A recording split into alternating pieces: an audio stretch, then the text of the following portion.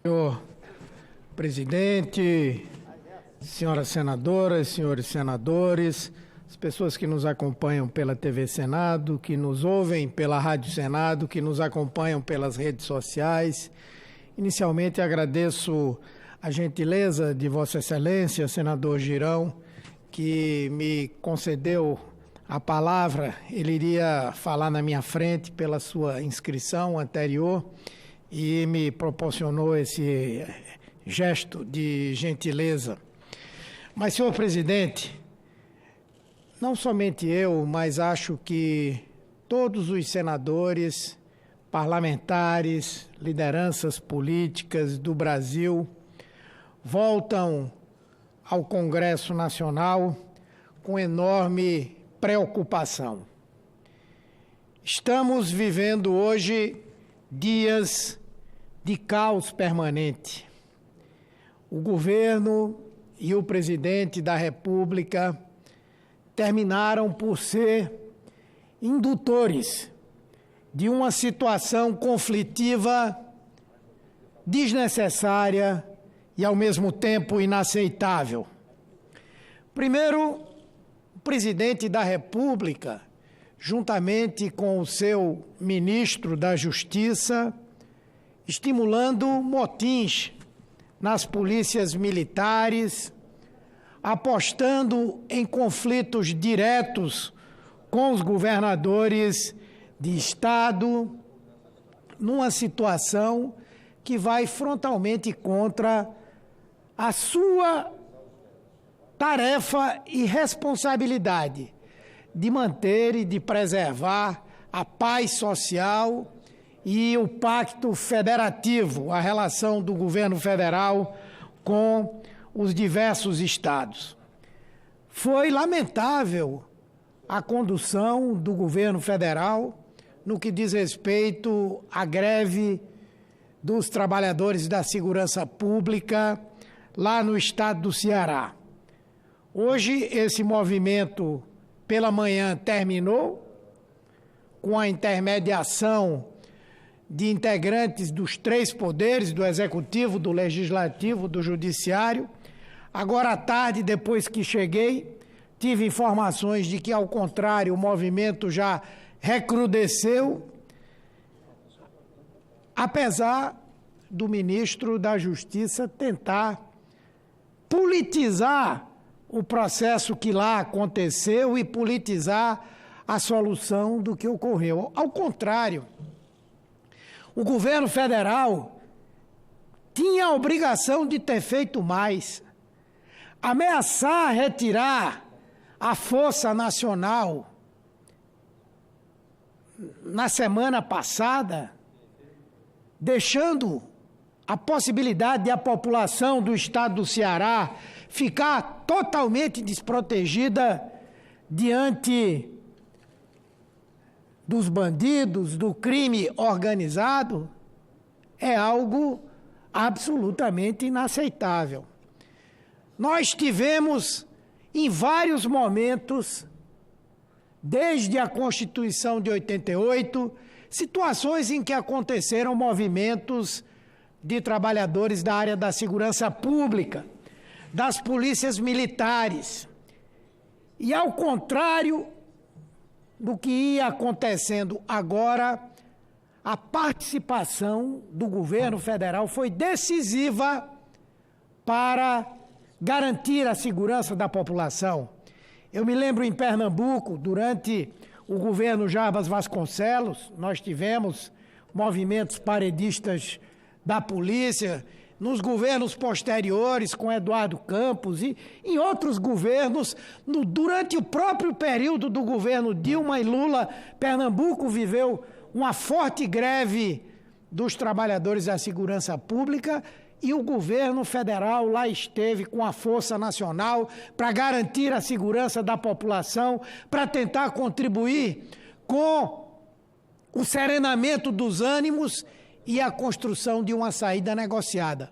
O ministro da Justiça foi ao Ceará, deu uma volta de helicóptero, passou não sei quantos dias lá, não sei nem se passou mais de um dia lá, e veio embora inclusive fazendo um comentário absolutamente equivocado, afirmando que a greve era ilegal, e é ilegal não é porque o governador quer que a greve é ilegal, é porque o Supremo já decretou em mais de uma oportunidade que a greve na segurança pública é ilegal. Greve com as pessoas armadas não é uma greve. E mais ainda essa situação que aconteceu agora, em que houve um motim. Os policiais ficaram nos quartéis. Então, de um lado ele diz que a greve era ilegal, e do outro lado ele insinua que o governador do estado do Ceará, ou quem quer que seja, estava tratando os policiais como se fossem criminosos. Em nenhum momento isso aconteceu. O governador do Ceará, o governador Camilo, teve uma posição firme de garantir o respeito à lei, de garantir, inclusive, que tal tipo de episódio não volte a acontecer. Enquanto isso, o ministro da Justiça, que deveria ter manifestado absoluta e total solidariedade ao governo do Estado, porque não é o governo do Estado, é o povo do Estado do Ceará, ficou a fazer debates políticos que são absolutamente inaceitáveis. Aliás, ontem o jornalista da Folha de São Paulo, Hélio Gaspari, escreveu um artigo muito interessante quando ele diz que Moro, que urrava em Curitiba, foi para o Ceará e miou. Mas ele miou porque estava apostando numa situação conflitiva de criar um caos. E nós não podemos aceitar que esse tipo de atitude continue. Aliás, isso é a prática corrente do governo federal agora. Há pouco tempo, o presidente da República tentando justificar os preços exorbitantes dos combustíveis, que estão altos, porque a política da Petrobras é uma política que não tem como referência o interesse do povo brasileiro, quis colocar a responsabilidade do preço da gasolina e do álcool em cima dos governadores de estado, querendo jogar a população contra os governadores de estado. Então, esse fato do Ceará, que ele hoje diz que foi tudo muito bem resolvido, hoje a estatística foi divulgada. Entre os dias 19 a 27 de fevereiro, foram 241 assassinatos no estado do Ceará, 26,7 assassinatos por dia. É como se uma pessoa fosse morta de hora em hora. E em algum momento 3 foram mortos na mesma hora. Não é possível. Aonde estão querendo levar o Brasil? O presidente da República se mostra solidário a um outro ato atentatório. Estimula um ato pelo fechamento do Congresso Nacional e do Supremo Tribunal Federal. Agride a Constituição brasileira. Comete crime de responsabilidade. E nós assistimos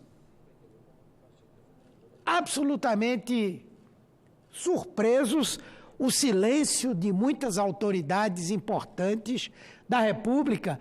Aqui mesmo, dentro do Congresso Nacional, tem movimento para mudar o Senado, tem movimento para mudar a Câmara, e, no entanto, eu não vi movimento para defender a democracia.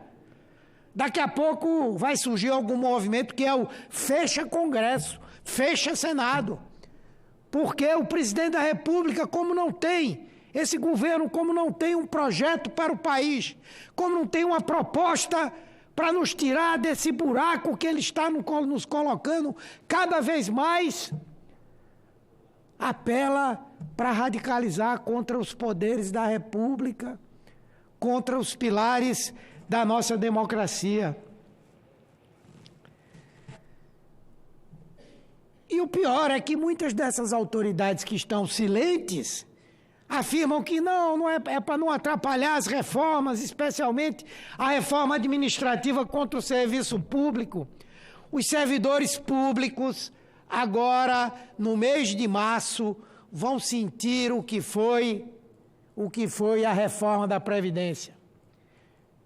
Se preparem para, no dia de receber o contra-cheque, identificar lá que mais de 40% do salário, especialmente dos que recebem salários maiores, é para o pagamento de contribuição do imposto de renda e alíquota da Previdência Social do serviço público. E ainda há servidores públicos que apoiam esse governo. Imaginem o que vem por aí como reforma administrativa. Não vem reforma administrativa para melhorar o funcionamento do Estado brasileiro, para profissionalizar cada vez mais o Estado brasileiro, para prestar serviços públicos de melhor qualidade à população. Não, vem uma reforma administrativa para terminar de desmontar o serviço público nacional.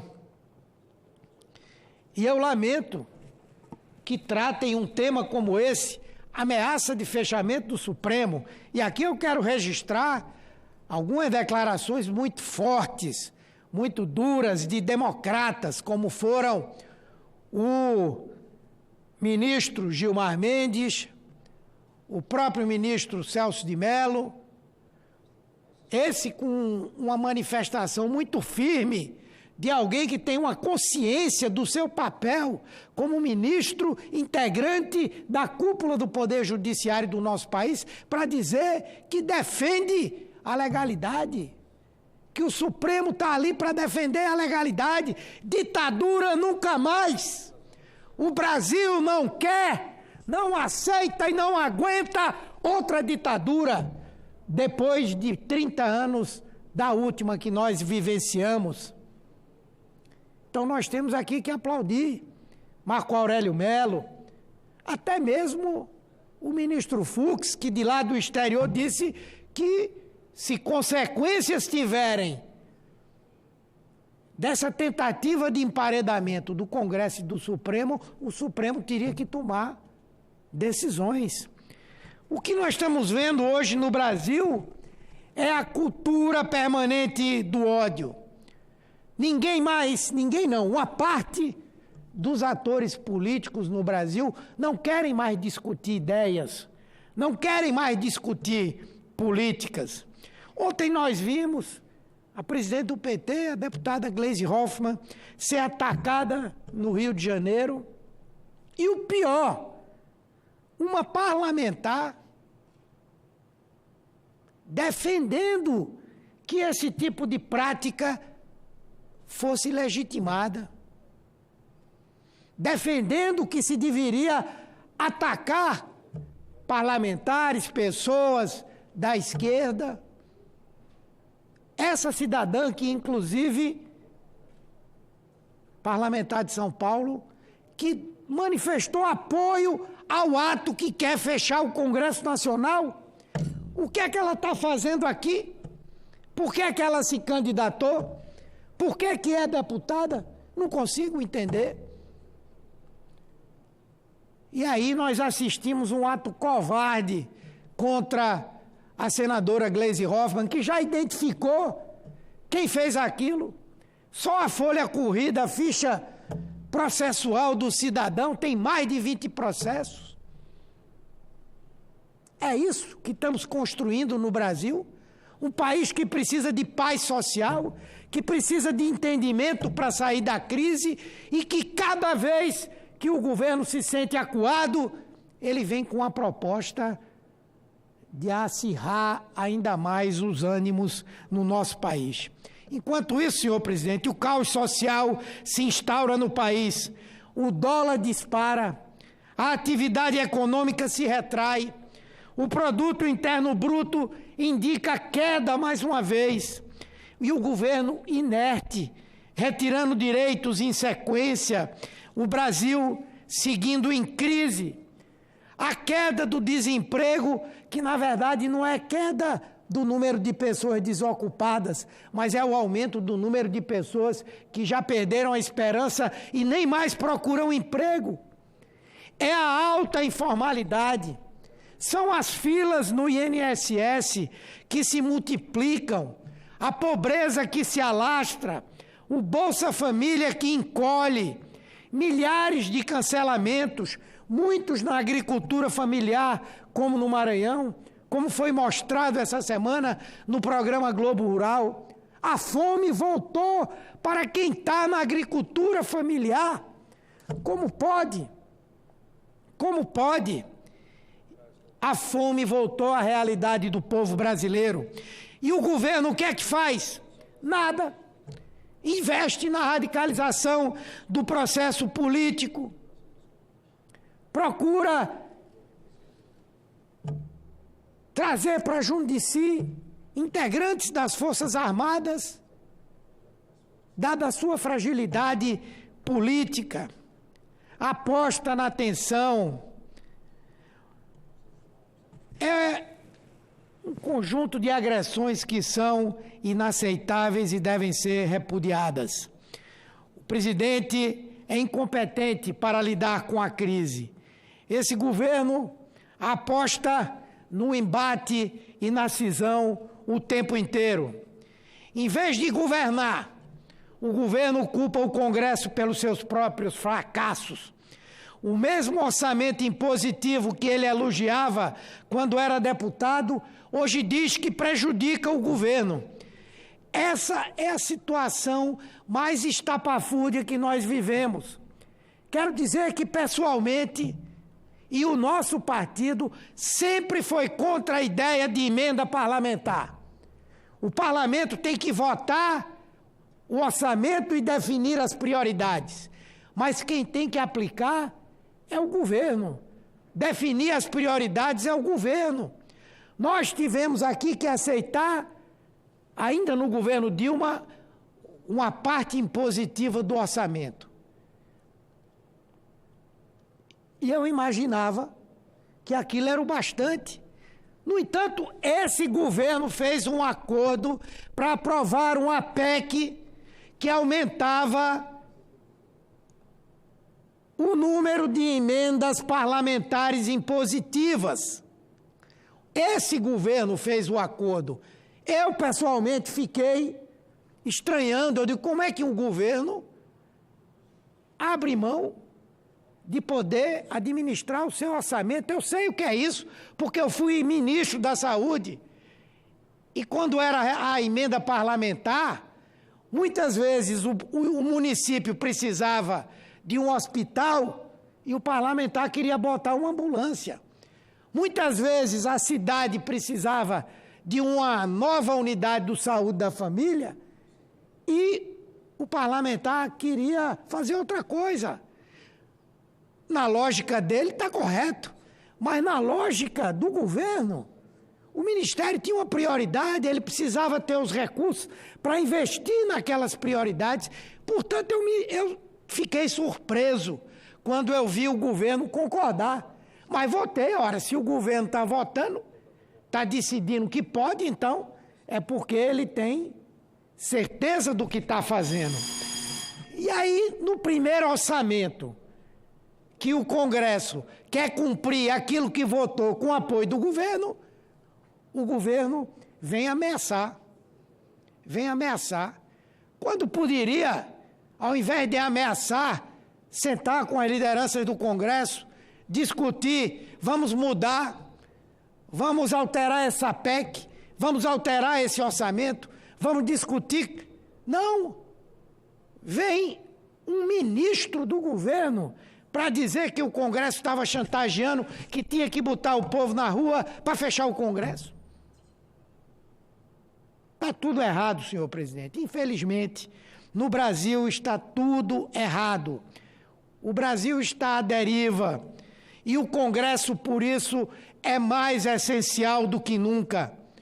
ou o Congresso toma em suas mãos as rédeas desse processo, ou vai dar espaço a uma escalada despótica de um presidente da República que tem uma clara tendência ditatorial e fascistoide. Por isso, volto hoje aqui para dizer isso na expectativa de que aqui no Senado nós tenhamos muitas vozes para dizer ao senhor presidente da República: Vossa Excelência pode muito, mas não pode tudo. Vossa Excelência jurou a Constituição da República. E a Constituição da República prevê o respeito à autonomia, à independência dos poderes. Prevê o respeito à liberdade e às garantias individuais. Não prevê, como direito do presidente da República, ameaçar a sociedade, ameaçar a democracia e tentar implantar no Brasil uma ditadura. Muito obrigado, senhor presidente. Senador Roberto Costa, eu queria... Só registrar